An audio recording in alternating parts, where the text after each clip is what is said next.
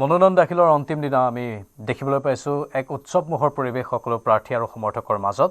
এয়া বিজেপিৰ প্ৰাৰ্থীসকলক দেখুৱাইছোঁ। গুৱাহাটীৰ আয়ুক্ত কাৰ্যালয়লৈ আহি আছে আৰু মনোনয়ন পত্ৰ দাখিল কৰাৰ বাবে বিশাল ৰেলী কৰি তেওঁলোকে খানাপাৰাৰ পৰা যাত্ৰা আৰম্ভ কৰিছিল পুৱা 10:20 আৰু এতিয়া আয়ুক্তৰ কাৰ্যালয়ত আহি উপস্থিত হ'বৰ হৈছে আৰু বহু লোকৰ সমাগম হৈছে। বৃহৎ সংখ্যক লোকে তেওঁলোকক আদৰি আনিছে। বিজয় গুপ্তা, দীপ্তৰঞ্জন শৰ্মা। জনসাধাৰণৰ কিমান সমৰ্থন আছে, কিমান জনসাধাৰণে আশীৰ্বাদ দি আগুৱাই দিছে, এইটোৱে শক্তি। আৰু এই শক্তিত কিন্তু মই তেওঁলোকতকৈ বহুত ওপৰত আছো, বহুত ওপৰত। যদি একদম সঁচা কথা কওঁ, আজি যদি মই মনোনয়ন নিদিলোহেঁতেন নিশ্চিতভাৱে মীৰা বৰঠাকুৰ জিকিলে হয়। যদি মই মনোনয়ন নিদিলো হয় নিশ্চিত হয়। আৰু সেইটোৱে মোৰ ডাঙৰ প্ৰশ্ন যে মুখ্যমন্ত্ৰীয়ে কি ভাবি মোৰ টিকেটটো কাটি দিলে, কংগ্ৰেছক জিকাবৰ কাৰণে নেকি? আৰু মই কংগ্ৰেছৰ বিৰোধিতা কৰি আজিলৈ ছাত্ৰ অৱস্থাৰ পৰা সেই সদৌ অসম ছাত্ৰ সন্থা আন্দোলনৰ অৱস্থাত ক্লাছ 6ত থকাৰ পৰা আজিলৈ কংগ্ৰেছ বিৰোধী স্থিতিত আছো। ভৱিষ্যতে মই কংগ্ৰেছ বিৰোধী স্থিতিত থাকিম। কিন্তু তেওঁ কি খেল খেলিলে যে আজি মই যদি মনোনয়ন নিদিওঁ খুব মসৃণভাৱে তাৰমানে মীৰা বৰঠাকুৰ ওলাই গ'লহেঁতেন। আৰু সেই বিজেপিৰ যে ধৰ্ম এতিয়াও পালন কৰি আছো। আজিও মই বিজেপি নিজে পদত্যাগ কৰিছো আৰু মই নিজে এতিয়াও বিজেপিৰ ধৰ্ম পালন কৰি আছো। আৰু আজি মনোনয়ন দিয়াৰ আগে আগে কৈছো যে মই যি দল খুলিম তাৰ দলটোৰ নাম দিম তৃণমূল বিজেপি, যাতে সম্পূৰ্ণ বিজেপিৰ আমাৰ সংস্কৃতি, আদৰ্শ, আচাৰ, ব্যৱহাৰ সকলো বিজেপি থাকিব। সম্পূৰ্ণ যি আমাৰ এই মানে লক্ষ্য থাকিব কংগ্ৰেছ বিৰোধী এটা স্থিতিৰে অসমৰ জনসাধাৰণক সেৱা কৰা।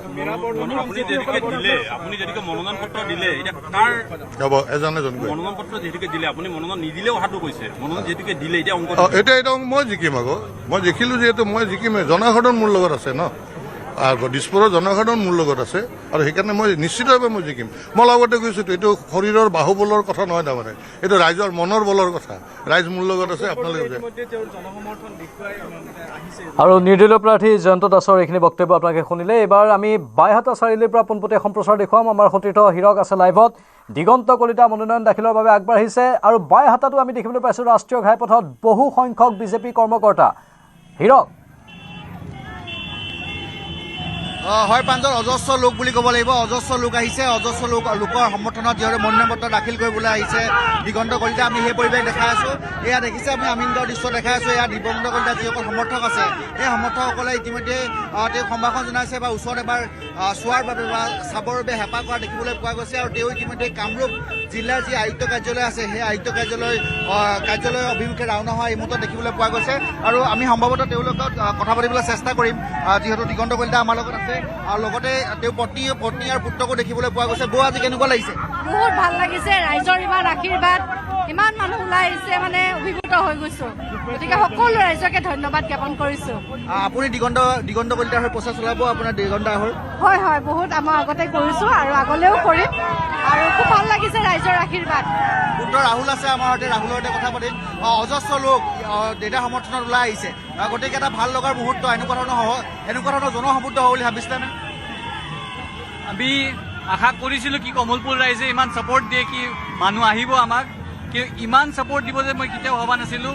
বহুত ভাল লাগিছে আৰু বিজেপি চৰকাৰ এইবাৰ আহিব আৰু আশা কৰিছোঁ যে আগতেও ছাপৰ্ট কৰি যাওক আমাক। কেনেধৰণৰ সমৰ্থন কৰিবা বা যিহেতু প্ৰচাৰ চলিব, আজিৰ পৰা যিহেতু প্ৰচাৰ চলিব কালি পৰহি, বা প্ৰচাৰ কেনেকুৱা ধৰণৰ চলাব বুলি আহিছা? সমষ্টি তুমি লাগি পৰিবা দেউতাৰ লগত? মইতো আছোঁ দেউতাৰ লগত। এইবাৰ মই বম্বেত থাকোঁ, কিন্তু মই ছুটী লৈ আহিছোঁ। মই দেউতাৰ লগত থাকিম আৰু প্ৰচাৰ গোটেই প্লেন হৈ আছে। আপোনালোকে দেখা পাব অহা টাইমত পুৰা ভালকে প্ৰচাৰ চলিব। ধন্যবাদ জ্ঞাপন কৰিছোঁ। ইয়াৰ পুত্ৰ ৰাহুল, তেওঁ বাহিৰত থাকে যদিও ৰাহুলে এইবাৰ দিগন্ত কলিতা হৈ সমষ্টি প্ৰচাৰ চলাব। দিগন্ত কলিতা আছে আমাৰ সৈতে। অজস্ৰ লোক, কেতিয়া ভবাই নাছিল চাগে ইমান লোক আহিব বুলি সমৰ্থন। সঁচাকৈ অভূতপূৰ্ব সঁহাৰি ৰাইজৰ, মা কামাখ্যাৰ আশীৰ্বাদ, গুৰুজনাৰ আশীৰ্বাদ, ডক্টৰ হিমন্ত বিশ্ব শৰ্মা ডাঙৰীয়াই যি ধৰণৰ বিশ্বাস ৰাখিলে, আজি জনতাই এটা ৰায়দান দিবলৈ সক্ষম হ'ল। আজি উপস্থিতিয়ে আমি পৰিয়ালবৰ্গৰ হৈ আমি ভাৰতীয় জনতা পাৰ্টীক কৃতজ্ঞ জনাইছোঁ। মুখ্যমন্ত্ৰী ডাঙৰীয়াক বিশেষভাৱে ধন্যবাদ জনাইছোঁ, দিলীপ শইকীয়া ডাঙৰীয়াক আৰু কেন্দ্ৰীয় নেতৃত্বক। মই আজি ভাল লাগিছে যে আজি ৰাইজ হিল্লোল ভাগি ওলাই আহিছে আৰু এইটোৱে প্ৰমাণ কৰিলে যে ইয়াত বিৰোধী শূন্য। বিৰোধী শূন্য বুলি কৈছে বিৰোধীয়ে যিহেতু অগপৰ পৰা আহিছে যিজন কংগ্ৰেছ প্ৰাৰ্থী গতিকে কংগ্ৰেছ প্ৰাৰ্থী যিজন তেওঁ অগপৰ ক'ৰবাত যিবোৰ মিত্ৰজোঁটৰ ভোট ক'ৰবাত হল ঠেকত পেলাব বুলি ভাবে নি বিজেপি অগপৰ নেতৃত্বই আজি ইয়াত সন্মুখৰ পৰা নেতৃত্ব দিছে দলৰ ওপৰত ঊৰ্ধত কোনো থাকিব নোৱাৰে ময়ো যদি দল এৰি যাওঁ মোকো মানুহে একচেপ্ট নকৰিব আশা কৰিছোঁ আজি যি ধৰণৰ ৰাইজে ওলাই আমাক সঁহাৰি দিছে মনত এটা বিশ্বাস জন্মিছে যে আমি এই জয় আমাৰ নিশ্চিন্ত কিমান কাৰ্যকৰ্তা ওলাই আহিছে আপুনি দেখিছে আজি মই আশা কৰিছোঁ আপোনালোকৰ এই মাধ্যমৰ যোগেদি যে অসমত এখন সুস্থিৰ চৰকাৰ যাৰ নেতৃত্ব দিব ডক্টৰ হিমন্ত বিশ্ব শৰ্মা ডাঙৰীয়াই এখন অসমত খিলঞ্জীয়া চৰকাৰ অসমত অসমৰ জাতি অসমৰ মাটি আৰু অসমীয়াৰ নতুন প্ৰজন্মক সুৰক্ষা দিয়াৰ কাৰণে ডক্টৰ হিমন্ত বিশ্ব শৰ্মা ডাঙৰীয়াই যি ধৰণে নেতৃত্ব লৈছে মই ভাবোঁ যে আমি খুব সুন্দৰকৈ চৰকাৰখনক প্ৰতিনিধিত্ব কৰিব পাৰিম আৰু মোৰ কাৰণে গৌৰৱ যে মুখ্যমন্ত্ৰী ডাঙৰীয়া ডক্টৰ হিমন্ত বিশ্ব শৰ্মা ডাঙৰীয়াৰ দৰে এজন ব্যক্তিৰ লগত আমি সহযোগী হ'ব পাৰিছোঁ আজি সকলোকে আমাৰ যিসকলে টিকেট প্ৰত্যাশী সকলোকে আমি এইটোৱে জনাইছোঁ যে আপোনালোক সকলোৱে আজি ভালকৈ এই আগবাঢ়ক আৰু ৰাইজৰ নেতৃত্বত আপোনালোক এখন ৰাইজৰ চৰকাৰ দুখীয়াৰ চৰকাৰ সমাজৰ কাৰণে দিয়া এখন চৰকাৰ যাৰ নেতৃত্ব বিজেপি আৰু আমাৰ মুখ্যমন্ত্ৰী ডক্টৰ হিমন্ত বিশ্ব শৰ্মা ডাঙৰীয়াই নেতৃত্ব দিছে আমি যিমানটো যাত্ৰা কৰিছোঁ দেখিছোঁ অজস্ৰ লোক পথৰ দুই কাষে অজস্ৰ লোক এয়া বিগত আপুনি কৈছে দুখীয়াৰ লগত থাকে আপুনি সদায় যিজন দুখীয়া লোক তেওঁৰ লগত থাকে দুখীয়াৰ লগত থকা লোকজনৰ কাৰণে এইসকল ওলাই আহিছে বিগত ধৰণৰ উন্নয়ন কৰিছে উন্নয়নৰ কাৰণে ওলাই আহিছে দিগন্ত কলিতা সমৰ্থনৰীয়া এইটোৱে প্ৰমাণ আজি স্বতঃস্ফূৰ্তভাৱে ৰাইজ ওলাই আহিছে প্ৰত্যেক ৰাস্তাৰ পৰা মোৰ বাসগৃহৰ পৰা আপুনি দেখিছে এই গোপেশ্বৰ আমি দেৱালয় পাৰ হ'লোঁ তাত কেনেকুৱা সহানুভূতি অলপ আগত আমাৰ বেজেৰাৰ কাৰ্যালয় আছে তাতে বিশাল সহানুভূতি আমি আশা কৰিছোঁ যে চৰকাৰখন বিজেপিৰ হ'ব আৰু ৰাইজৰ সহায় সহযোগিতা আমি কামনা কৰিছোঁ কেনেকুৱা ধৰণৰ এজেণ্ডা থাকিব এবাৰ নিৰ্বাচনত আপোনাৰ বিশেষকৈ আপুনিতো কাম কৰিছেই কাম বিগত সময়ত 5 বছৰ আমি সকলোৱে দেখিছে যদি তথাপি কেনেকুৱা ধৰণৰ এজেণ্ডা থাকিব আৰু কমলপুৰৰ কেনেকুৱা ধৰণৰ সপোন আছে বিগত দিন বিশেষকৈ শিক্ষাৰ ক্ষেত্ৰত চৰকাৰী শিক্ষাৰ ক্ষেত্ৰত আমি বিশেষ গুৰুত্ব দিম ৰাস্তা ঘাট 70-75% উন্নয়ন হৈছে বাকী 25-30% বাকী আছে আপুনি এটা নতুন ৰূপত কমলপুৰ দেখিছে আগৰ বাইহাটা চাৰিআলিৰ অৱস্থা আজি ৰিং ৰোড আজি মেডিকেল কলেজ মঙলদৈ মুঠতে উন্নয়নৰ ৰাজনীতি তেওঁলোকে কৰাৰ কথা সদৰি কৰিছে শিক্ষাৰ কথা সদৰি কৰিছে দিগন্ত কলিতাই এয়া মনোনয়ন দিবলৈ গৈ আছে বৃহৎ সংখ্যক সমৰ্থকক লগত লৈ হিৰক লাইনত থাকিব আপুনি কিন্তু আমি বিশ্বনাথৰ পৰিৱেশো দেখুৱাম বিশ্বনাথতো বিজেপি কৰ্মীসকলৰ ব্যাপক উৎসাহ উদ্দীপনা তুষাৰ হাজৰিকা আছে লাইভত লগতে আন দলৰ প্ৰাৰ্থীসকলেও মনোনয়ন পত্ৰ দাখিল কৰিবলৈ আগবাঢ়িছে তুষাৰ কি খবৰ আছে আপোনাৰ লগত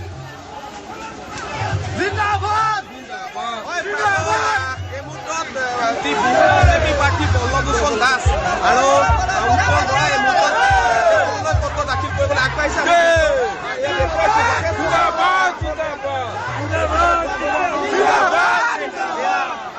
তেওঁলোকে মনোনয়ন পত্ৰ দাখিল কৰিব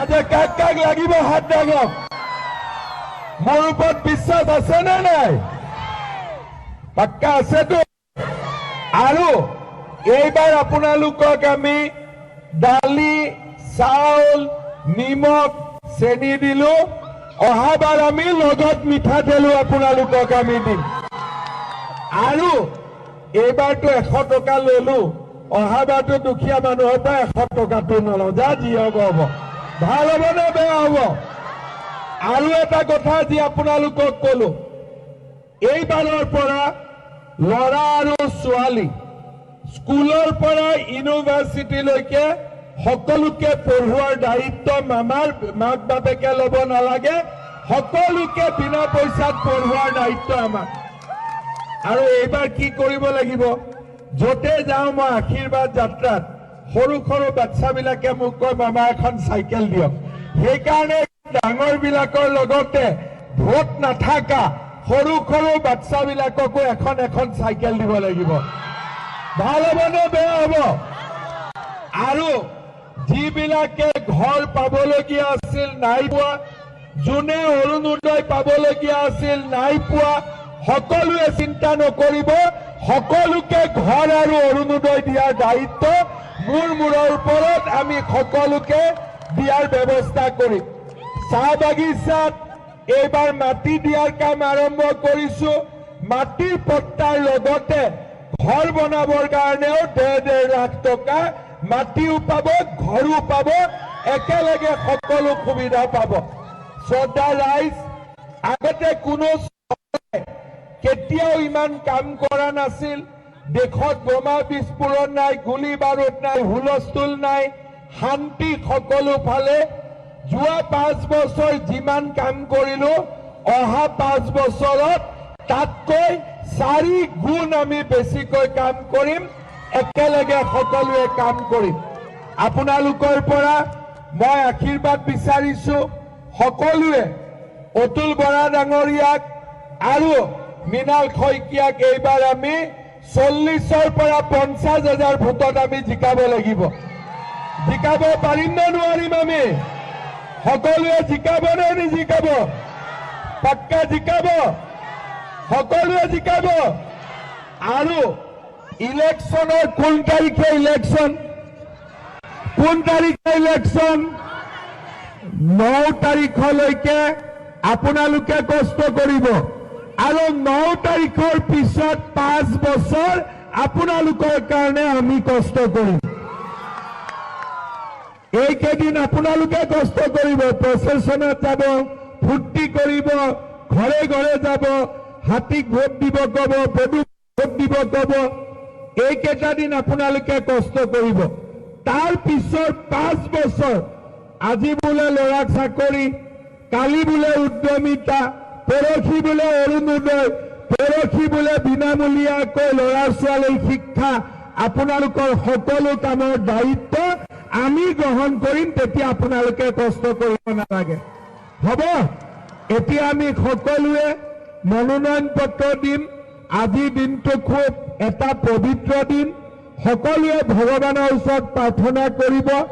মানুহৰ আশীৰ্বাদ লাগে আৰু নেদেখাজনৰ আশীৰ্বাদ লাগে, হয়নে নহয়?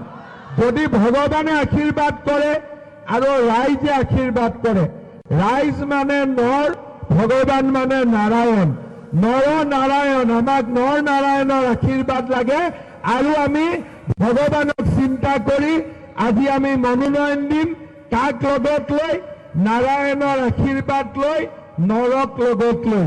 নৰ আৰু নাৰায়ণ আমি একেলগে গৈ আজি আমি মনোনয়ন পত্ৰ দাখিল কৰিম। সকলোকে মোৰ শুভেচ্ছা জনালো। অতুল বৰা ডাঙৰীয়া আৰু মৃণাল শইকীয়াক জিকা খাটাং আগতীয়াকৈ মই অভিনন্দন জনালো বিজয়ী হোৱাৰ বাবে। ধন্যবাদ।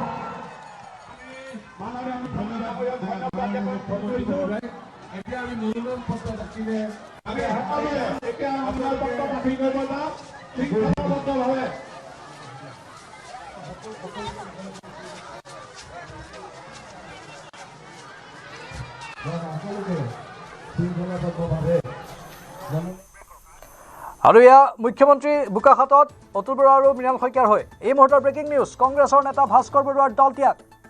তিতাবৰৰ প্ৰাক্তন বিধায়ক ভাস্কৰ বৰুৱা। তিতাবৰ সমষ্টিৰ টিকটৰ দাবীদাৰ আছিল ভাস্কৰ বৰুৱা। প্ৰাণ কৰ্মীক কংগ্ৰেছ দলে টিকট প্ৰদান কৰাৰ পাছতেই দল ত্যাগ কৰিছে ভাস্কৰ বৰুৱাই। নিৰ্দলীয়ভাৱে মনোনয়ন দাখিল কৰিব ভাস্কৰ বৰুৱাই। এষাৰি বাক্যৰে দল ত্যাগ কৰিলে ভাস্কৰ বৰুৱাই। কংগ্ৰেছৰ নেতা ভাস্কৰ বৰুৱাৰ দল ত্যাগৰ খবৰ। তেওঁক এবাৰ টিকট প্ৰদান কৰা নহ'ল তিতাবৰৰ সমষ্টিৰ বাবে। আৰু তিতাবৰৰ প্ৰাক্তন বিধায়ক ভাস্কৰ বৰুৱাই মনৰ অসন্তুষ্টি প্ৰকাশ কৰিলে। তেওঁৰ যিসকল সমষ্টিৰ লোক আছে, একাংশ লোকে তেওঁক আহি কাটৰ অনুৰোধ জনাইছিল যাতে তেওঁ নিৰ্দলীয় ৰূপে নিৰ্বাচন খেলে, আৰু সেয়েহে তেওঁ এতিয়া নিৰ্দলীয় ৰূপত নিৰ্বাচন খেলিবলৈ আগবাঢ়িছে। এষাৰি বাক্যৰে কংগ্ৰেছ দল ত্যাগ কৰিছে ভাস্কৰ বৰুৱাই।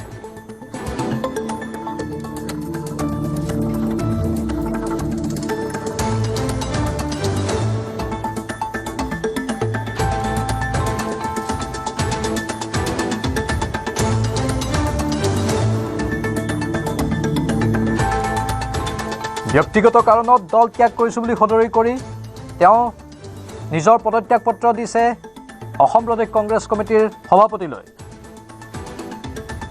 আৰু ইফালে এইসকল কৰ্মী সমৰ্থক ভাৰতীয় জনতা পাৰ্টীৰ উৎসাহ উদ্দীপনাৰে তেওঁলোকে নিজৰ প্ৰাৰ্থীৰ হৈ মনোনয়ন দাখিল কৰিবলৈ আগবাঢ়িছে।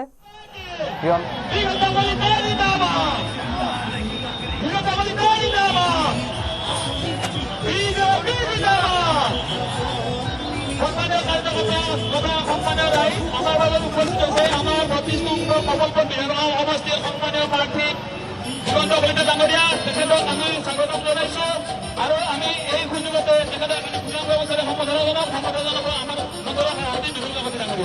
আমি তেখেতক এটি আমাৰ হাত চাপৰিলে তেখেতক আমি জনাব লাগে।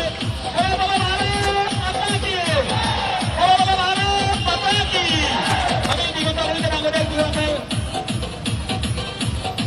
তাৰ আগতে আমি আৰু এটা সম্বোধনৰ অনুষ্ঠান আছে।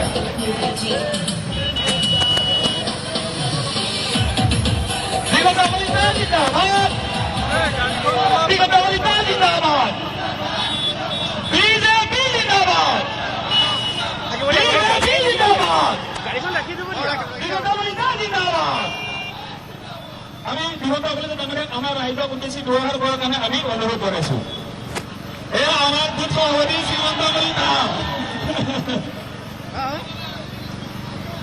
নমস্কাৰ, মই কি বুলি আপোনালোকক কম মোৰ কথা নাই। মই এটাই আহ্বান জনাইছোঁ, আজি যিসকল কাৰ্যকৰ্তা আৰু কমলপুৰ ৰাইজ স্বতঃস্ফূৰ্তভাৱে ওলাই আহিছে তেওঁলোকক সকলোকে আমাৰ পাব পাৰে আৰু তেওঁলোকে সমাজ আৰু পৰিয়ালক যাতে তেওঁলোকে নিজে প্ৰতিষ্ঠা লাভ কৰিব পাৰে। সেইবাবে ডক্টৰ হিমন্ত বিশ্ব শৰ্মাই যি ধৰণে উন্নয়নৰ এক নতুন পৰিকল্পনাৰে কাম কৰিছে সেই ধাৰা যাতে আমি বিশ্বনাথত দিব পাৰোঁ সেয়া আমি আশা কৰিছোঁ। নতুন উদ্যোগ স্থাপন কৰা, নতুন সংস্থাপনৰ বাবে ব্যৱস্থা কৰা, ইয়াত যিখিনি উন্নয়ন আন্তঃগাঁথনিৰ উন্নয়ন লাগে সেয়া উন্নয়ন কৰা আৰু সকলোতকৈ ডাঙৰ কথা আমাৰ সুৰক্ষা আৰু আমি সুৰক্ষিত অসমৰ যি সংকল্প লৈছোঁ ইয়াক যাতে আমি বিশ্বনাথত বাস্তৱ দিব পাৰোঁ তাৰ কাৰণে চেষ্টা কৰিম। এয়া আছিলে পল্লৱ ভূষণ দাস ডাঙৰীয়া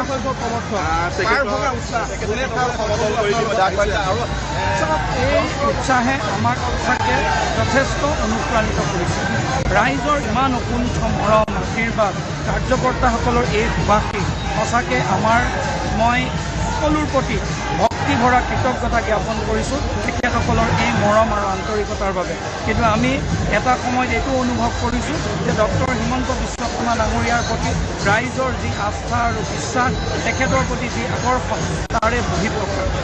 নৰেন্দ্ৰ মোদী ডাঙৰীয়াই যেনেকৈ অসমৰ সামগ্ৰিক উন্নয়নৰ বাবে তেওঁ ভূমিকা লৈছে, ৰাইজ আশ্বস্ত নৰেন্দ্ৰ মোদীৰ নেতৃত্বত বিশ্বনাথৰো উন্নয়ন হ'ব, ডক্টৰ হিমন্ত বিশ্ব শৰ্মাৰ নেতৃত্বত বিশ্বনাথৰ উন্নয়ন হ'ব। সেইকাৰণে যুৱকসকলে আজি ইমান অভূতপূৰ্ব সমৰ্থন আগবঢ়াইছে। যি উৎসাহ আপুনি নিজে দেখিছে কেনেকুৱা ধৰণৰ উৎসাহ, নাচি বাগি আনন্দৰে উল্লাসেৰে আজি আমাক প্ৰাৰ্থিত্বত তেওঁলোকে আশীৰ্বাদ দিবলৈ আমাক আগবঢ়াইছে। ইয়াতকৈ ডাঙৰ আৰু জীৱনৰ স্মৰণীয় মুহূৰ্ত হয়তো আজিলৈকে মই পোৱা নাই, এনেকুৱা অনুভৱ হৈছে। ধন্যবাদ জনাইছোঁ। আৰু আছিলে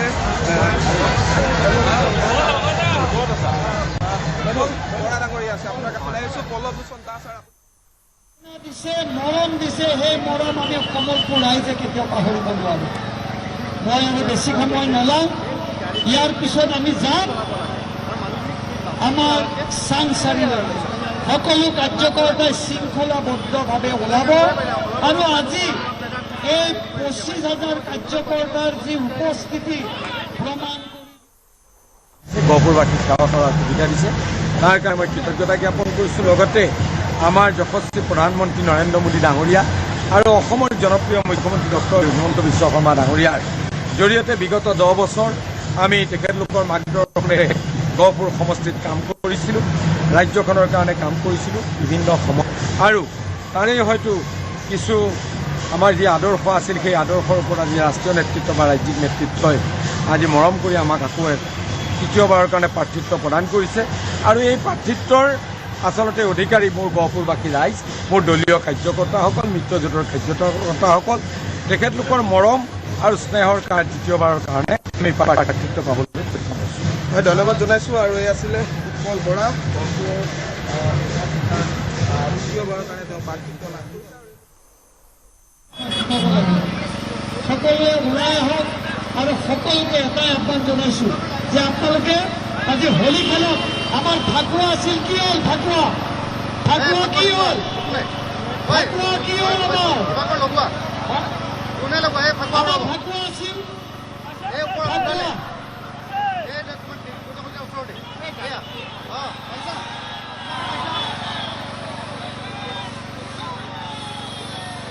এই হ'ল আনন্দ, এই হোলীৰ অৱতৰণীয় আমাৰ ফাকু।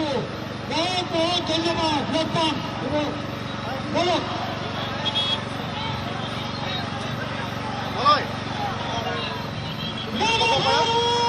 বাইহাটাৰ পৰা আমি পোনপটীয়া সম্প্ৰচাৰ দেখুৱাইছোঁ। দিগন্ত কলিতা মনোনয়ন দাখিল কৰিবলৈ আগবাঢ়িছে আৰু তেওঁৰ সমৰ্থকসকলৰ মাজত উৎসাহ উদ্দীপনা পৰিলক্ষিত হৈছে।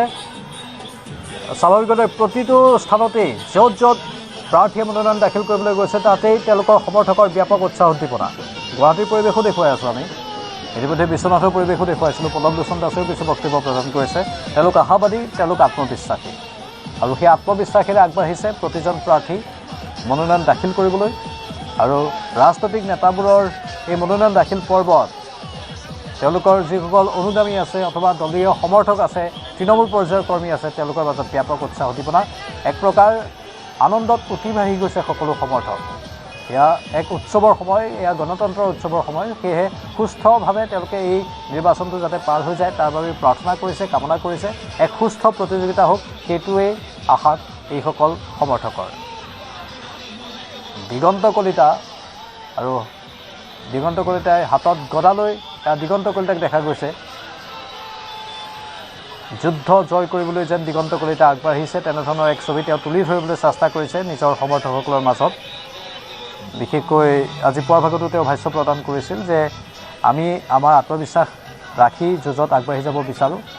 অৱশ্যে বিৰোধীৰ প্ৰাৰ্থীগৰাকীকো তেওঁ শুভেচ্ছা জ্ঞাপন কৰে। স্বাভাৱিকতেই বিৰোধী বা তেওঁৰ বিপৰীতে থকা প্ৰাৰ্থীগৰাকীৰ মতামতো গুৰুত্বপূৰ্ণ হ'ব। এনেধৰণে প্ৰতিটো সমষ্টিতেই প্ৰতিগৰাকী প্ৰাৰ্থীয়ে যিহেতু আত্মবিশ্বাসী আৰু প্ৰতিগৰাকী প্ৰাৰ্থীয়ে নিজৰ নিজৰ মনৰ কথা প্ৰকাশ কৰি আছে। স্বাভাৱিকতে সকলোৱে নিজৰ আত্মবিশ্বাস এইখিনি সময়ত তুলি ধৰেই আৰু তেওঁলোকে নিৰ্বাচনত জয়ী হ'ম বুলিয়েই অৱতীৰ্ণ হয়। প্ৰতিগৰাকী প্ৰাৰ্থী যিকোনো নিৰ্দলীয় হওক বা কোনোবা দলৰ সৈতে হওক, প্ৰতিগৰাকী দলৰ বা প্ৰতিগৰাকী নেতাৰ মাত্ৰ এটাই কথা যে আত্মবিশ্বাসেৰে আগবাঢ়ি যাব লাগে। শিৱসাগৰৰ পৰা দৃশ্য দেখুৱাই আছোঁ। প্ৰদীপ গগৈ আছে লাইভত। প্ৰদীপ, এতিয়া শিৱসাগৰৰ দৃশ্যপট অলপ সলনি হৈছে কাৰণ বিজেপিৰ পৰা কুশল দুৱৰীয়েও প্ৰাৰ্থিত্ব পাই গৈছে আৰু তেওঁ মনোনয়ন পত্ৰ দিবলৈ যাব। এতিয়ালৈকে কোনে কোনে মনোনয়ন পত্ৰ দিলে আয়ুক্তৰ কাৰ্যালয়ত সবিশেষ জনাওক।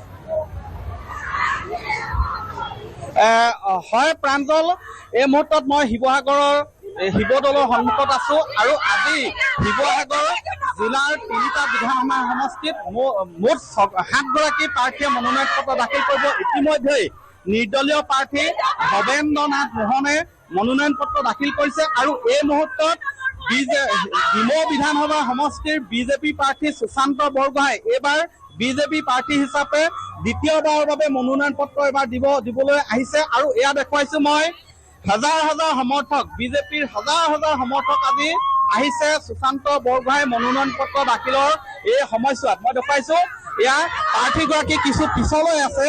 মই দেখুৱাইছো এইবাৰ সঁচাতে 15 সহস্ৰাধিক আজি 15-20 সহস্ৰাধিক আজি ইয়াত আহিছে সমৰ্থক। মই দেখুৱাইছো এইসকল দেখিছে সুশান্ত বৰগোহাঁই পক্ষত আছে। তেওঁলোক নাচি বাগি এনেধৰণেই তেওঁলোকৰ প্ৰিয় নেতাগৰাকীক এনেধৰণে আজি সহযোগ কৰিছে এইসকল সমৰ্থকে। এয়া মই দেখুৱাইছো। বাইদেউ আমি নাম দিব আহিছো।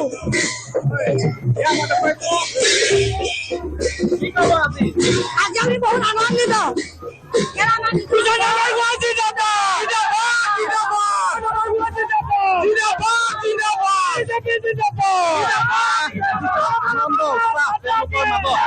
আনন্দ উৎসাহ এইবাৰ দ্বিতীয়বাৰৰ বাবে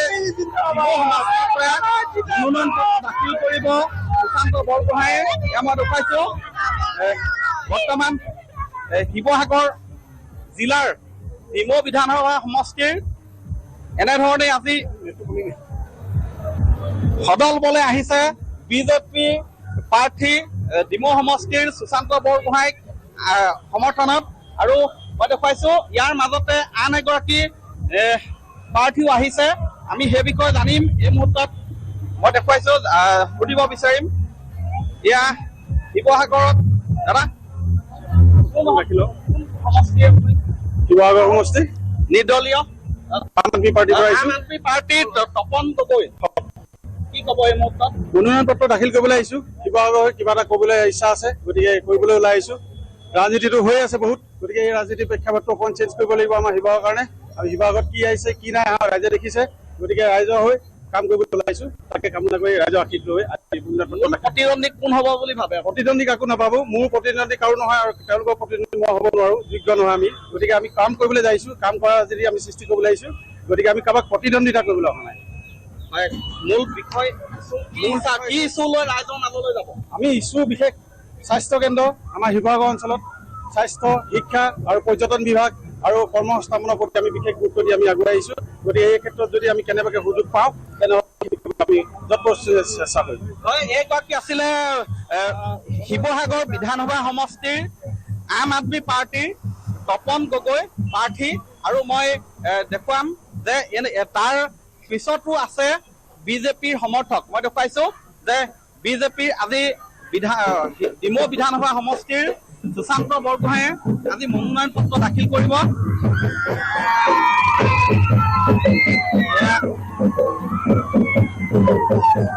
শিৱসাগৰ বৰ্তমান দলমুখ চাৰিআলি পৰিৱেশ দেখুৱাইছো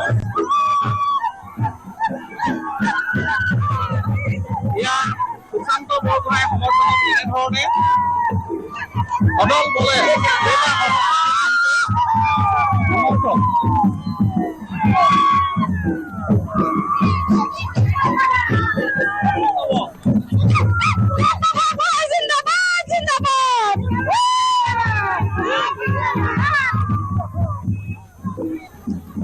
ইয়াৰ মাজতে আমি পুনৰ জনাইছোঁ প্ৰদীপ শিৱসাগৰৰ খবৰ যে শিৱসাগৰত কুশল দুৱৰীক বিজেপিয়ে প্ৰাৰ্থিত্ব দিছে ৰাজ্যিক বিজেপিৰ সভাপতি দিলীপ শইকীয়াৰ পৰা টিকট সংগ্ৰহ কুশল দুৱৰীৰ আজি বিজেপিৰ প্ৰাৰ্থীৰূপে মনোনয়ন দাখিল কৰিব কুশল দুৱৰীয়ে পূৰ্বে NDAৰ প্ৰাৰ্থীৰূপে অগপ নেতা প্ৰদীপ হাজৰিকাই দিছিল মনোনয়ন শিৱসাগৰত অগপ বিজেপিৰ বন্ধুত্বমূলক প্ৰতিদ্বন্দ্বিতাৰ সম্ভাৱনা শিৱসাগৰত বিৰোধী মিত্ৰজোঁটৰ প্ৰাৰ্থী অখিল গগৈ ইয়াৰ বিপৰীতে NDAৰ দুগৰাকী প্ৰাৰ্থী হ'ল এতিয়া এফালে অগপৰ প্ৰদীপ হাজৰিকা আৰু বিজেপিৰ কুশল দুৱৰী বহুত জল্পনা কল্পনাৰ অন্তত অৱশেষত ৰণোজ পেগুৱে নিজৰ সামাজিক মাধ্যমত এই পোষ্টটো দিলে তাতেই স্পষ্ট হৈছে যে কুশল দুৱৰীয়ে প্ৰাৰ্থিত্ব পাইছে আমাৰ সতীৰ্থ মৃদু পৱন আছে লাইভত মৃদু পৱন যেহেতু অত্যন্ত গুৰুত্বপূৰ্ণ এটা খবৰ এতিয়া শিৱসাগৰৰ বিশেষকৈ শিৱসাগৰ সমষ্টিৰ যুঁজখন অলপ বেলেগ হ'বগৈ মৃদু প্ৰাঞ্জল চাওক যে NDAৰ পাৰ্টিক লৈ যথেষ্ট চৰ্চা চলি আছিল শিৱসাগৰ সমষ্টিটো তাত অখিল গগৈ বিৰোধী ঐক্যৰ পাৰ্টি আৰু তাৰ বিপৰীতে যিহেতু অগপক এৰি দিয়া হৈছিল অগপৰ প্ৰাৰ্থী হিচাপে প্ৰক্ষেপ কৰিছিল প্ৰদীপ হাজৰিকাক আৰু আজিৰ দিনটোত দেখিবলৈ পোৱা গ'ল যে কুশল দুৱৰী যিগৰাকী বিজেপিৰ প্ৰাৰ্থিত্ব প্ৰত্যাশী আছিল আৰু তেওঁই আটাইতকৈ প্ৰবল দাবীদাৰ আছিল টিকটৰ বাবে কিন্তু যিহেতু সমষ্টিটো অগপক এৰি দিয়ে তাৰ বাবে প্ৰদীপ হাজৰিকাক তাত প্ৰক্ষেপ কৰাৰ বাবে তেওঁ বঞ্চিত হৈছিল ক'ৰবাত নহয় ক'ৰবাত কিন্তু কালিৰ দিনটোত তেওঁ মুখ্যমন্ত্ৰী ডক্টৰ হিমন্ত বিশ্ব শৰ্মাৰ সৈতে এক আলোচনাত মিলিত হৈছিল একে সময়তে প্ৰদীপ হাজৰিকাৰ সৈতে আলোচনাত মিলিত হৈছিল পবিত্ৰ মাৰ্ঘেৰিটা কেন্দ্ৰীয় মন্ত্ৰী পবিত্ৰ মাৰ্ঘেৰিটা আৰু ইয়াৰ পিছতে চৰ্চা চলিছিল যে তাত বন্ধুত্বপূৰ্ণ প্ৰতিদ্বন্দ্বিতা হ'ব নে প্ৰদীপ হাজৰিকাক প্ৰাৰ্থিত্ব প্ৰত্যাহাৰ কৰাৰ পিছত প্ৰাৰ্থিত্ব প্ৰত্যাহাৰ কৰি তাত মনোনয়ন পত্ৰ দাখিল কৰিব কুশল দুৱৰী কিন্তু আজিৰ দিনটোত এতিয়ালৈকে প্ৰদীপ হাজৰিকাৰ যদিও প্ৰাৰ্থিত্ব তেওঁ প্ৰত্যাহাৰ কৰা নাই তাত কুশল দুৱৰী প্ৰাৰ্থী হোৱাটো নিশ্চিত হৈছে আৰু তেওঁ এতিয়া মনোনয়ন দাখিল কৰিব এতিয়া কথাটো হ'ল এই যিটো সমীকৰণ এই সমীকৰণটোৱে আচলতে তাত কেনেধৰণে NDA সহায় কৰিব নে বিৰোধীক সহায় কৰিব সেয়া হ'ব খুব আটাইতকৈ গুৰুত্বপূৰ্ণ কিয়নো যদি চাই সমষ্টিটোৰ এই যে আমগুৰি সমষ্টিটো বিলুপ্তি ঘটাৰ বাবে তাৰ এটা যথেষ্ট ডাঙৰ এটা পৰ্যন এটা যথেষ্ট ডাঙৰ এটা অঞ্চল সোমাই পৰিল শিৱসাগৰ সমষ্টিটোত একে সময়তে নাজিৰা সমষ্টিৰ কিছু ভোট কিন্তু শিৱসাগৰ সমষ্টিত সোমাইছে আৰু শিৱসাগৰ সমষ্টিৰ কেইখনমান পঞ্চায়ত কৰ্তন কৰি সেয়া সোমোৱাই দিয়া হৈছে যিটো ডিমৌ পূৰ্বতে থাওৰা এতিয়া ডিমৌ বিধানসভা সমষ্টি ডিমৌ বিধানসভা সমষ্টিত তাত অন্তৰ্ভুক্ত কৰা হ'ল এই দুটা সমীকৰণ এই দুটা আচলতে সমষ্টিটো যিহেতু পুনৰ নিৰ্ধাৰণ সমষ্টিটো নতুনকৈ গঠন কৰাৰ যিটো প্ৰক্ৰিয়া এই প্ৰক্ৰিয়াৰ ফলত কিন্তু এতিয়া কিছু হ'লেও তাত অখিল গগৈৰ প্ৰতি প্ৰত্যাহ্বান আহিব পাৰে NDAৰ এই সিদ্ধান্তই কাৰণ আমগুৰিৰ যিগৰাকী বিধায়ক আছিল বিলুপ্ত ঘটা সমষ্টিটোৰ বিধায়ক আছিল প্ৰদীপ হাজৰিকা আৰু সেইবাবে প্ৰদীপ হাজৰিকাৰ ভেটি আছিলে এই আমগুৰি অঞ্চলটোত বা তাত একে সময়তে আপুনি নাজিৰাৰ এটা অংশটো কিন্তু তেওঁৰ এটা প্ৰাধান্য আছিলে আৰু কুশল দুৱাৰী এইকাৰণেই গুৰুত্বপূৰ্ণ তেওঁ যদিও পূৰ্বতে থাওৰা সমষ্টিৰ বিধায়ক আছিল তাৰ পৰৱৰ্তী সময়ছোৱাত কিন্তু থাওৰা যিহেতু সুশান্ত বৰগোহাঁই এগৰাকী শক্তিশালী কংগ্ৰেছ নেতা পৰৱৰ্তীভাৱে বিজেপি যোগদান কৰাৰ পিছতে উপ নিৰ্বাচনত জয়ী হ'ল বিজেপিৰ পৰা বিধায়কসকলৰ এইবাৰতে তাক প্ৰক্ষেপ কৰিছে সেইবাবে কুশল দুৱাৰীয়ে বাৰম্বাৰ চেষ্টা কৰিছিলে শিৱসাগৰত তেওঁ নিজৰ বাবে এটা টিকট স্থায়ী কৰাটো আৰু শিৱসাগৰত তেওঁ কষ্ট কৰিছিল যাৰ বাবে তেওঁ আপুনি যদি চাই যে বিগত যি পঞ্চায়ত নিৰ্বাচন সেই পঞ্চায়ত নিৰ্বাচনত কিন্তু অখিল গগৈ ৰাইজৰ দলে নহয় তাত ভাল ফলাফল শিৱসাগৰৰ দৰে সমষ্টিত কিন্তু ভাল ফলাফল দেখুৱাবলৈ হৈছিল পঞ্চায়তে বিজেপিয়ে আৰু তাৰ আঁৰত থকা ব্যক্তিগৰাকীও কিন্তু কুশল দুৱাৰীৰ পৰিশ্ৰম তেওঁ দলীয় কাৰ্যকৰ্তাক লৈ যেনেধৰণে কাম কৰিছিল তেওঁৰ পৰিশ্ৰম জড়িত হৈ আছে ইয়াত আহোম সম্প্ৰদায়ৰ ভোটাৰ আছে অনুসূচিত জাতিৰ যথেষ্ট ভোটাৰ আছে একে সময়তে যিটো সাধাৰণ শ্ৰেণীৰ ভোট তথা জেনেৰেল কাষ্টৰ যিটো ভোট সাধাৰণ শ্ৰেণীৰ এটা যথেষ্ট ভোট আছে এইবাৰ সেইবাবে এই যিটো শিৱসাগৰৰ যিখন যুঁজ এইখন অত্যন্ত আকৰ্ষণীয় হৈ উঠিছে এই পৰম্পৰা এই গোটেই প্ৰক্ৰিয়াটোৰ দ্বাৰা লগতে ২৬ মাৰ্চলৈ আমি অপেক্ষা কৰিব লাগিব এইকাৰণে অপেক্ষা কৰিব লাগিব হয় প্ৰাঞ্জল নিশ্চয় মৃদু কথাবোৰ গুৰুত্বপূৰ্ণ কিন্তু লগতে এইটো কথাও বিভিন্নজনে চৰ্চা কৰিছে সামাজিক মাধ্যমত লিখিছে যে কিবা কাৰণত কুশল দুৱাৰী প্ৰতিভা হাজৰিকাৰ যদি যুঁজ মানে তেওঁলোকো যদি বন্ধুত্বমূলক প্ৰতিদ্বন্দ্বিতাত থাকে তেনেহ'লে অখিল গগৈৰ লাভ বেছি হ'ব মানে অখিল গগৈ ওলাই যোৱাৰ সম্ভাৱনা বেছি থাকিব তেনেধৰণৰ কথাও চৰ্চা হৈ আছে কিন্তু বিৰূপৱন এই চৰ্চাটো ডেফিনেটলি নিঃসন্দেহে হ'ব এইকাৰণেই হ'ব চাওক দুটা শাসক পক্ষ যিখিনি অগপৰ ভোট যদি বিজেপিৰ ভোট আচলতে NDA হিচাপে যিহেতু তেওঁলোকে নিৰ্বাচনত অৱতীৰ্ণ হৈছে ভোটখিনি একেখিনিয়ে আৰু তেনে পৰিস্থিতিত যদি ভোটখিনি কিবা কাৰণত ইজনৰ সিজনৰ মাজত ভাগ হৈ পৰে তেতিয়া কিন্তু অখিল গগৈ তাত কম এটা হেৰিয়াটো হয়তো ওলাই যোৱা মানে ব্যৱধানত হয়তো ওলাই যোৱাৰ এটা সুযোগ থাকিব বা এটা সম্ভাৱনা আছে এই কথাটো নুই কৰিব নোৱাৰি কিন্তু বিগত সময়ছোৱাত আমি দেখিছোঁ যে অখিল গগৈৰ কাৰণে আৰু এটা ফেক্টৰ হৈছে তাত কংগ্ৰেছৰ ভোটটো কিমান ট্ৰান্সফাৰ হয় অখিল গগৈৰ বিৰুদ্ধে কাৰণ অখিল গগৈৰ বিৰুদ্ধে এটা 5 বছৰত কিন্তু কিছু পৰিমাণে এটা অধিষ্ঠান বিৰোধী যদি এণ্টি ইনকামবেঞ্চি বুলি আমি কওঁ এই অধিষ্ঠান বিৰোধী ঢৌটো কিন্তু প্ৰকট হোৱা দেখিবলৈ পোৱা গৈছে তেওঁ তাত বিধায়ক হৈ থকাৰ ফলতো কিন্তু ৰাইজৰ দলৰ কিন্তু বৰ বিশেষ পঞ্চায়ত নিৰ্বাচনত এটা ভাল ফলাফল দেখুৱাবলৈ সক্ষম হোৱা নাছিল এই কথাখিনিৰ কাৰণেই আচলতে এই যে পঞ্চায়ত নিৰ্বাচনত বিজেপিয়ে তাত এটা ভাল ফল দেখুৱালে ইয়াৰ বাবে বিজেপি কাৰ্যকৰ্তাসকলে বাৰম্বাৰ এই অগপক যিটো সমষ্টিটো যিহেতু এৰি দিলে ইয়াক লৈ অসন্তুষ্ট আছিলে নাৰাজ আছিল কুশল দুৱাৰীৰ দৰে নেতা আৰু সেইবাবে তেওঁক প্ৰাৰ্থী হিচাপে প্ৰক্ষেপ কৰিবলগীয়া হৈছে একে সময়তে আটাচুৰ কালি যিটো সামাজিক মাধ্যমত মিলন বুঢ়াগোহাঁয়ে যিটো পোষ্ট দিছে তাক কৰিছে যে বিজেপিক বাৰম্বাৰ দাবী কৰা হৈছিলে এগৰাকী আহোম সম্প্ৰদায়ৰ নেতাক তাত প্ৰাৰ্থী হিচাপে প্ৰক্ষেপ কৰিব লাগে আৰু সেয়াত আমি এই যিটো দাবী এই দাবী মানি লৈছে আৰু সেই দাবীটো কথাটো যদি আছে তেনেধৰণে যদি জাতীয় দল সংগঠন যদিও তেওঁলোক অৰাজনৈতিক সংগঠন কিন্তু কিবা তেওঁলোকৰ এটা সমৰ্থন আদায় কৰিব পাৰে নেকি কুশল দুৱাৰী এই প্ৰশ্নটো তাত কিন্তু এটা আলোচনা মৃদুপৱন তিতাবৰৰ বিধায়ক ভাস্কৰ বৰুৱাই কংগ্ৰেছ ত্যাগ কৰিছে সেই খবৰটো গুৰুত্বপূৰ্ণ টিকট বঞ্চিত হোৱাৰ পাছতে দল ত্যাগ কৰিছে ভাস্কৰ বৰুৱাই আৰু এতিয়া তেওঁ তিতাবৰৰ পৰা নিৰ্দলীয়ভাৱে খেলিব মানে এফালে শিৱসাগৰৰ কথা ক'লে আপুনি আমি সমান্তৰালভাৱে তিতাবৰৰ কথাও ক'ব লাগিব ক'ৰবাত মুখ্যমন্ত্ৰীৰ সৈতে ঘনিষ্ঠ সম্পৰ্ক থকাৰ বাবেই ভাস্কৰ বৰুৱা এইবাৰ টিকটৰ পৰা বঞ্চিত হ'ল তাৰ পাছতে ভাস্কৰ বৰুৱাই অসন্তুষ্টি প্ৰকাশ কৰি এতিয়া দল ত্যাগ কৰিছে নিৰ্দলীয়ভাৱে খেলিব তিতাবৰৰ যুঁজখন কেনে হ'ব পাৰে প্ৰাঞ্জল চাওক আৰু এটা এই যিটো তিতাবৰ সমষ্টিটো হৈছে এইটো কংগ্ৰেছৰ এটা দুৰ্গৰূপে পৰিছে আপুনি 2016 চনতো বিজেপিৰ বতাহ বলাৰ পিছতো কিন্তু তাত তিতাবৰত জয়ী হ'ব নোৱাৰিলে কামাখ্যা প্ৰসাদ তাছাক তাত প্ৰাৰ্থিত্ব প্ৰক্ষেপ কৰিছিল বিজেপিয়ে 2016 চনত তেতিয়াও পৰাভূত হ'ল 2021 চনতো পৰাভূত হ'ল হেমন্ত কলিতাক তাত প্ৰাৰ্থী হিচাপে প্ৰক্ষেপ কৰিছিল বিজেপি তেতিয়াও পৰাস্ত হ'ল ইয়াৰ পিছতো তাত আচলতে কংগ্ৰেছৰ দুৰ্গ হিচাপে তৰুণ গগৈৰ দিনৰ পৰা বা এই যিহেতু এটা পৰিচিত হৈ আহিছে তাত ভাস্কৰ বৰুৱাই নিৰ্বাচন খেলি জয়ী হৈ আহিছে কিন্তু ভাস্কৰ বৰুৱাক টিকটৰ পৰা বঞ্চিত কৰা হ'ল তাৰ লগে লগে তাত গুৰুত্বপূৰ্ণ কথাটো হৈছে এইবাৰ পৰিয়নী সমষ্টিৰ একাংশ চাহ বাগিচা অধ্যুষিত অঞ্চল এই তিতাবৰ সমষ্টিত সংযুক্ত কৰা হৈছে চাহ বাগিচাৰ ভোটাৰৰ এটা তাত আধিপত্য বৃদ্ধি পালে এই সমষ্টিটোত লগতে সেইখিনি নতুন ভোটাৰ তিতাবৰৰ বাবে তেওঁলোক মৰিয়নী সমষ্টিৰ পৰা অহাৰ পিছত তেওঁলোক তিতাবৰৰ নতুন ভোটাৰ হৈ পৰিছে লগতে তাত দুগৰাকী প্ৰাৰ্থিত্ব প্ৰক্ষেপ কৰিছে বিজেপিয়ে যিগৰাকী প্ৰাৰ্থী প্ৰক্ষেপ কৰিছে তেওঁ চাহ জনগোষ্ঠীয় নেতা ধীৰাজ গলা আনহাতে কংগ্ৰেছে যিগৰাকী প্ৰাৰ্থী হিচাপে প্ৰক্ষেপ কৰিছে তেওঁ হৈছে প্ৰাণকৰ্মী তেওঁ এগৰাকী চাহ জনগোষ্ঠীয় নেতা এনেস্থলত দুয়োগৰাকী চাহ জনগোষ্ঠীয় নেতা যিহেতু তাত প্ৰক্ষেপ কৰিছে এই যিটো ভোট এই ভোটটোৱে আচলতে এটা ভাস্কৰ বৰুৱাৰ যিটো দল ত্যাগ এটা প্ৰভাৱ পেলাব এইকাৰণে প্ৰভাৱ পেলাব ভাস্কৰ বৰুৱা হৈছে এগৰাকী চুতীয়া সম্প্ৰদায়ৰ নেতা তাত চুতীয়া লোকৰ এটা যথেষ্ট আধিপত্য আছে সমান্তৰালকৈ ভাস্কৰ বৰুৱাৰ নিজৰ কেইবাখনো ব্যক্তিগত চাহ বাগিচাও আছে এই ভোট বেংকটোৰ আচলতে কাম যদি ভাস্কৰ বৰুৱাৰ তাত এটা গণভিত্তি আছে আৰু তাত এটা কথা স্পষ্ট হৈছে তেওঁৰ এই গণভিত্তিটোৱে ক'ৰবাত নহয় ক'ৰবাত কিন্তু কেৱল শাসক পক্ষকে নহয় কিন্তু কংগ্ৰেছক বেছি বিপদত পেলোৱাৰ সম্ভাৱনা আছে কাৰণ কালিৰ দিনটোত আমি দেখিছিলোঁ কিদৰে ভাস্কৰ বৰুৱাক আচলতে নিৰ্দলীয় হিচাপে খেলিব দিবৰ বাবে ৰাইজে আহ্বান জনাইছিল, কেনেদৰে কাকতি মিনতি কৰিছিল। ইয়াৰ দ্বাৰা কিন্তু ভাস্কৰ বৰুৱা যে তাত এটা গণভিত্তি আছে, তাৰো তেওঁ যে তাত এগৰাকী শক্তিশালী নেতা সেই কথা স্পষ্ট। আৰু তেওঁ কোনো এগৰাকী সৰু সুৰা নেতা নহয়, তেওঁ যিহেতু সমষ্টিটোৰ এগৰাকী বিধায়ক, তেওঁ চিটিং এমএলএ, আৰু তেনেস্থলত তেওঁ টিকট কৰ্তন কৰা হৈছে, নিঃসন্দেহে মানুহৰ ক্ষোভ থাকিব।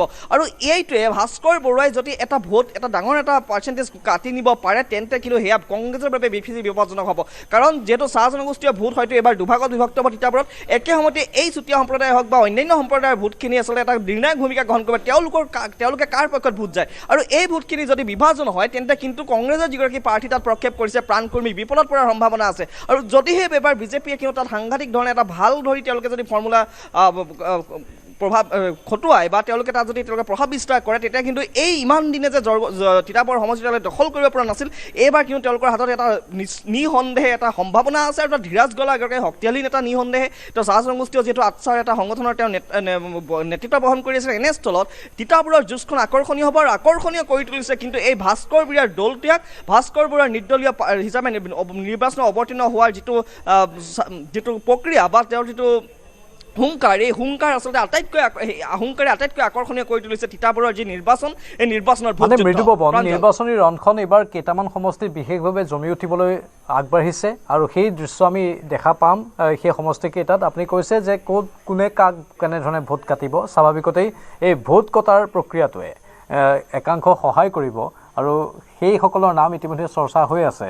আৰু যিসকল প্ৰাৰ্থীয়ে তেওঁলোকৰ সমৰ্থকক লৈ মনোনয়ন দিবলৈ আগবাঢ়িছে, সেইসকল সমৰ্থকৰ মাজতো ব্যাপক উৎসাহ উদ্দীপনা আমি দেখিছোঁ। গোটেই অসমজুৰি দৃশ্যবোৰ আহি আছে। স্বাভাৱিকতেই কাইলৈৰ পৰা নিৰ্বাচনী প্ৰচাৰ ব্যাপক ৰূপত হ'ব গোটেই অসমজুৰি, নহয় জানো মৃদু পৱন? হয়, নিৰ্বাচনী প্ৰচাৰ তুংগত হৈছে ইতিমধ্যে। আজিৰ দিনটোত মুখ্যমন্ত্ৰী ডক্টৰ হিমন্ত বিশ্ব শৰ্মাই জন আশীৰ্বাদ যাত্ৰা নিজৰ যিটো সমষ্টি জালুকবাৰী তাৰ পৰা আৰম্ভ কৰিব, কেইবাখনো বিজয় সংকল্প সভা আৰম্ভ কৰিব। কাইলৈৰ দিনটোৰ পৰা জন আশীৰ্বাদ যাত্ৰা আছেই।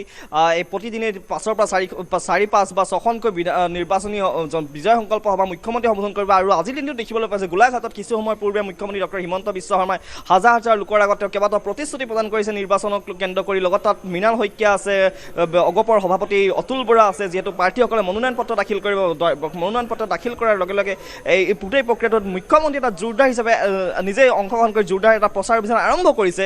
আৰু গুৰুত্বপূৰ্ণ কথাটো হ'ল যে গোলাঘাটত আমি দেখিলোঁ দেৰগাঁও যিটো সমষ্টি, দেৰগাঁও সমষ্টিটোৰ অগপৰ তাত প্ৰাৰ্থী আছিল বা অগপৰ তাত যিহেতু বিধায়ক আছিল ভৱেন্দ্ৰনাথ ভৰালী। এই যিটো বৰ্তমান মুখ্যমন্ত্ৰী তাত প্ৰচাৰ চলালে, তাত কিন্তু আমি দেখিলোঁ যে ভৱেন্দ্ৰনাথ ভৰালী যদিও অসন্তুষ্টি আছিল, কিন্তু আজিৰ দিনত কিন্তু একেলগে সমবেত হৈছে। এইটোৰ দ্বাৰা যিটো NDA হৈ নিৰ্বাচন অৱতীৰ্ণ হোৱাৰ যিটো তেওঁলোকৰ লক্ষ্য বা NDA হিচাপে বিৰোধীক পৰাস্ত কৰাৰ যিটো সপোন বা লক্ষ্য উদ্দেশ্য, এইটোত যেন তেওঁলোকে ক'ৰবাত নক'ৰবাত এতিয়া সফল হোৱা দেখিবলৈ পোৱা গৈছে।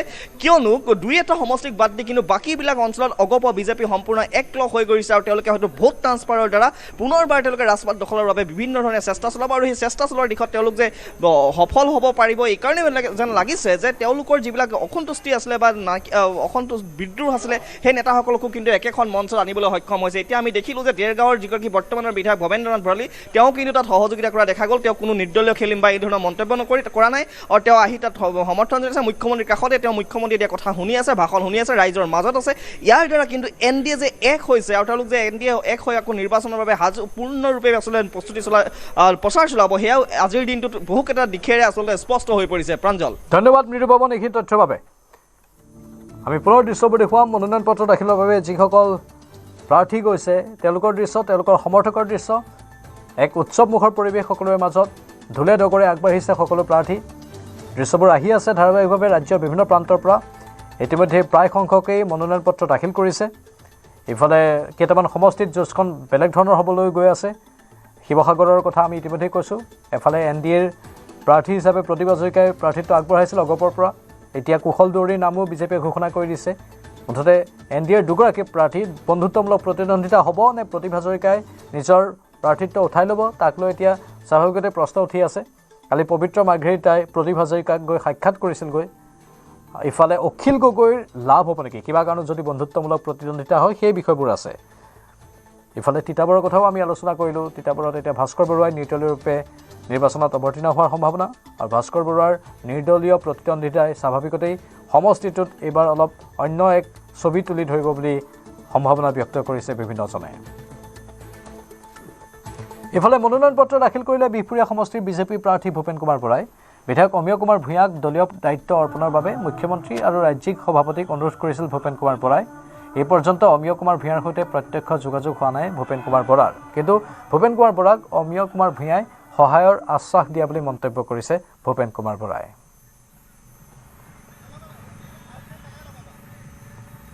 মই মুখ্যমন্ত্ৰী মহোদয়ক জনাইছিলোঁ যে বিহপুৰীয়া ৰাইজেও ভাল পাব আপুনি অমিয় ভূঞা ডাঙৰীয়াক যদি এটা স্বীকৃতি প্ৰদান কৰে। কি স্বীকৃতি দিব সেইটো মই কোৱা নাই, কিন্তু পাছত মই শুনি ভাল পাইছোঁ যে তেখেতক বিজেপিৰ ৰাজ্যিক উপসভাপতি হিচাপে নিযুক্তি দিছে, সেইটো তেখেতৰ প্ৰাপ্য। আৰু মুখ্যমন্ত্ৰী ডাঙৰীয়া আগতেও এদিন বিহপুৰীয়াত আহোঁতে কৈছিলে যে অমিয় ভূঞাৰ বিহপুৰীয়াৰ প্ৰতি যিটো 5 বছৰ কৰ্মৰাজি তাক আমি দলে পাহৰিব নোৱাৰোঁ। আৰু এতিয়া তেখেতক দিয়াৰ কাৰণে মই অভিনন্দন জনাইছোঁ। ৰাতিপুৱা মই ফেচবুকতো দিছোঁ, টুইটাৰতো দিছোঁ, তেখেতক দুবাৰ ফোনো কৰিছিলোঁ, ফোনত মই পোৱা নাই, নোপোৱাৰ কাৰণে হোৱাটছআপতে মই মেছেজ দি জনাইছিলোঁ যে মই 9:30 বজাত ভোগপুৰৰ পৰা ওলাই যাম নমিনেশ্যন দিবলৈ, আপুনি থাকিলে ভাল হয়। থাকিলে তেখেতে এতিয়ালৈকে মোবাইল চোৱা নাই, যেতিয়া চাব নিশ্চয় ৰিপ্লাই দিব। কিন্তু আমাৰ AGP দলৰ নেতাসকল, BPF দলৰ নেতাসকল, গণশক্তিৰ নেতাসকল আৰু আমাৰ বিজেপিৰ যিসকল কাৰ্যকৰ্তা সকলোৱে ৰাতিপুৱা ঘৰত আহি পেলাই মোক আশীৰ্বাদ আৰু স্নেহ দিছে। ধেমাজি সমষ্টিৰ বিজেপি প্ৰাৰ্থী ডক্টৰ ৰণোজ পেগুৱে দাখিল কৰিলে মনোনয়ন। সমৰ্থকৰ সৈতে দলে বলে সমদল কৰি জিলা আয়ুক্ত কাৰ্যালয়ত মনোনয়ন দাখিল কৰে ৰণোজ পেগুৱে।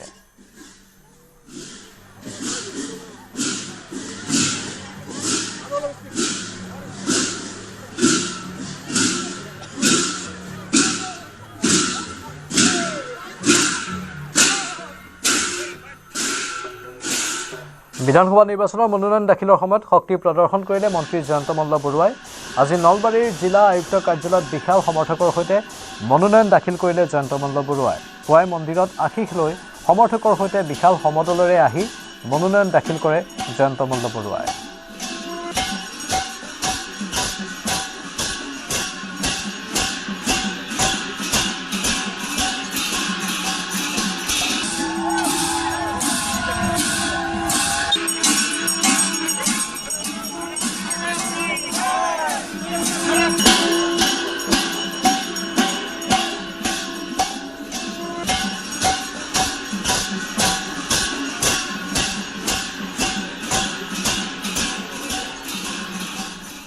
খুমটাই সমষ্টিৰ বিজেপি প্ৰাৰ্থী মৃণাল শইকীয়াই আজি দাখিল কৰিব মনোনয়ন পত্ৰ। শালমৰা চাহ বাগিচা খেলপথাৰৰ পৰা সমদল কৰি গোলাঘাট জিলা আয়ুক্ত কাৰ্যালয়ত মনোনয়ন দাখিল কৰিব মৃণাল শইকীয়াই। সমৰ্থকসকলে পুৱা বিধায়কগৰাকীৰ বাসগৃহত ব্যাপক ভিৰ কৰা পৰিলক্ষিত হয়। প্ৰাৰ্থীগৰাকীক মিঠাই খুৱাই শুভেচ্ছা জ্ঞাপন কৰে সমৰ্থকসকলে।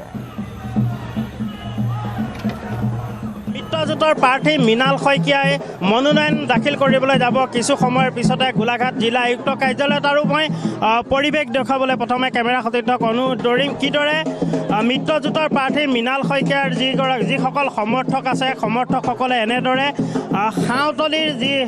হাউতলি চাহ বাগিচাৰ যি খেলপথাৰ আছে সেই খেলপথাৰত একেলগ হোৱা দেখা পোৱা গৈছে। প্ৰাৰ্থীগৰাকীক সংগ দিবলৈ এনেদৰে হিলদল ভাঙি লোকসকল অহা পৰিলক্ষিত হৈছে। আনন্দত আত্মহাৰা হৈ থকা দেখিবলৈ পোৱা গৈছে সমৰ্থকসকল। তেওঁলোকে ঝুমুৰ নচাই যদি ঝুমুৰ নাচিছে, আন কোনোবাই দেখা পোৱা গৈছে বিহু নৃত্য কৰা দেখিবলৈ পোৱা গৈছে। মুঠৰ ওপৰত সমৰ্থকসকলৰ মাজত ব্যাপক উৎসাহ দেখিবলৈ পোৱা গৈছে। মই যদি সম্ভৱ হয় কথা পাতিব বিচাৰিম। বাইদেউ ক'ৰ পৰা? আমি বেটিয়নী পঞ্চায়তৰ বেটিয়নী বহুত ভাল লাগিছে, বুজাব নোৱাৰো। বহুত ভাল লাগিছে। আমাৰ ইমান মৰমৰ শ্ৰদ্ধা দাদাই আজি আমাৰ মনোনয়ন দাখিল কৰিব, আমাৰ আনন্দ শেষ।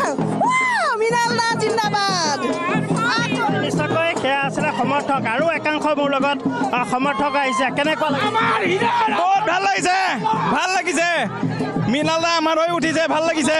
ইয়াৰ নামতো মৃণাল দা বিজেপিত জিকাটো অনিবাৰ্য আৰু জাতিক জনজাতিক এক কৰি ঐক্যবদ্ধ হৈ আজি যিখন বিশাল শক্তিশালী আজি সফলতা হৈছে। মৃণাল দাই স্থান পাইছে ৰাইজৰ মাজত, এখন চৰকাৰ মোদী চৰকাৰ। কেনেকুৱা দেখিছে মিত্ৰজোঁটৰ প্ৰাৰ্থীগৰাকী জিকাৰ কিমান সম্ভাৱনা? এইটো 99%। মানে ইয়াত বেলেগ বুলি ক'লে 0 হৈ আছে, 100% বুলি ক'ব পাৰি দেই। যেনেকৈ আপোনাৰ পঠান এটা দুটা ওলাই যে, এটা দুটা ওলাব পাৰে আৰু তাৰ বাহিৰে বেলেগ নাই।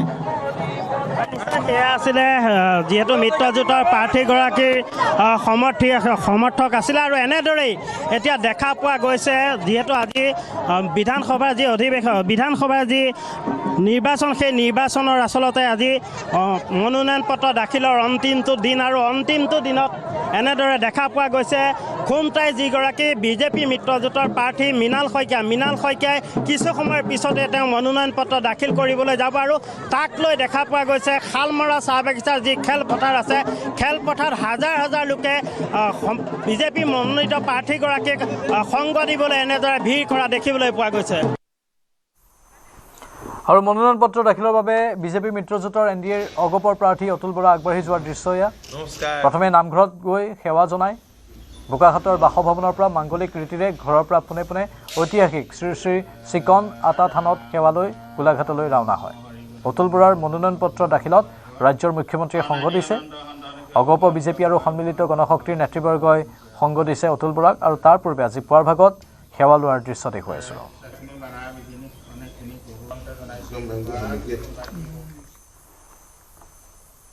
আৰু বাতৰিখিনিতে সময় বাণিজ্যিক বিৰতিৰ